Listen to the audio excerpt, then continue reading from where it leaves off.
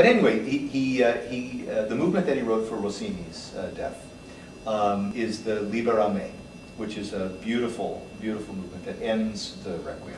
We'll come back to that in just a minute. The sort of arc of the Requiem is very interesting. It sort of starts ominously, then it goes through a relatively long peak through the Dies Irae movement, and then gradually sort of works its way out. There's a couple of sort of celebratory, or not celebratory, but more energetic. Yeah, more energetic sections sort of on the way out.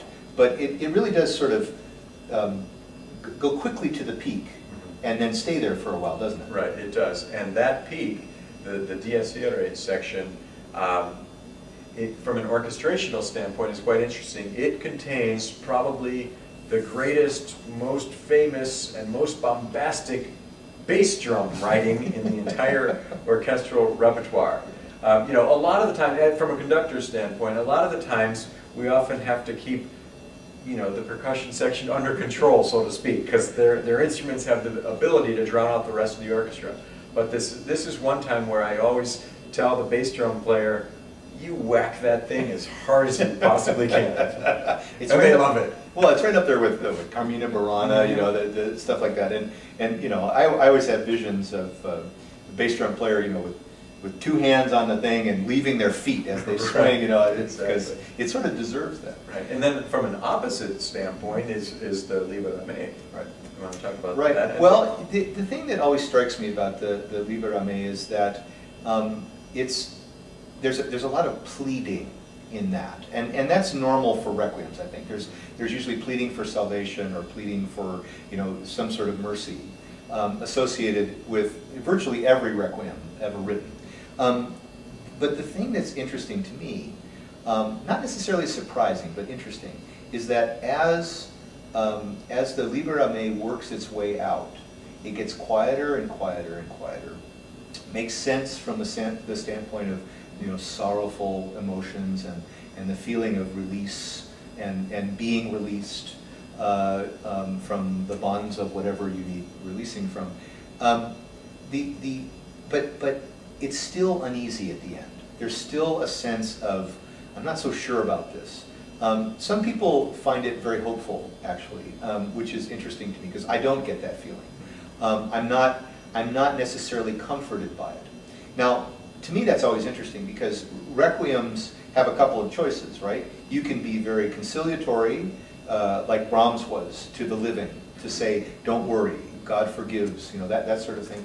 Or you can take the opposite approach, which is, you know, the wrathful God from on high, that if you don't behave, you know, you're destined for, you know, purgatory. And you know, Verdi, being an opera composer, it's like the perfect advantage to take care of, in a sense, both of those. But again, the Liberame in this instance, as conciliatory as some people find it, I'm pretty uneasy at the end. I'm not convinced that I know the answer to, you know, forgiveness or salvation or mercy. There's the human side left that I have to contend with, and I still have decisions to make.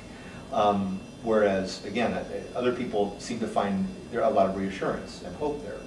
I don't know. What do you think about that? Well, you know, I agree that it's not a very peaceful ending as such. And from a conductor's standpoint, there's a little bit of uneasiness as well, because there's a very interesting thing that happens there at the end, which is essentially recitative, but with the whole chorus. That's very different, isn't it? It is. Now, in opera, recitative is very common, and what that means is it's not rhythmic, it's not steady, it's almost like spoken word. But in opera, when that happens, it's usually just one singer on stage doing that with the orchestra essentially not playing. Mm-hmm.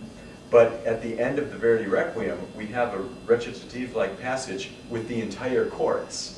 So, and that, you know, that has to be controlled by the conductor. So, well, it's interesting choices, and as I said previously, I think to me what's interesting about it is people can argue about whether it should be, you know, opera or otherwise, but I still think it's more accurately a representation of who Verdi was as a person, and this was this side of him.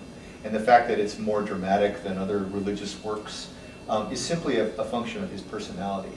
I'd like to believe that anyway. There may be more to it, I don't know.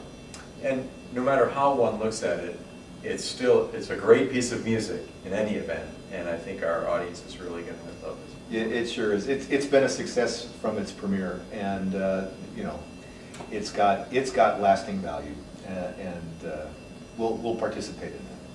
So we'll look forward to seeing you at the Capitol Theater in Yakima, Washington on Saturday, May 21st, for a performance by the Yakima Symphony with the Yakima Symphony Chorus and soloists of Giuseppe Verdi's Requiem.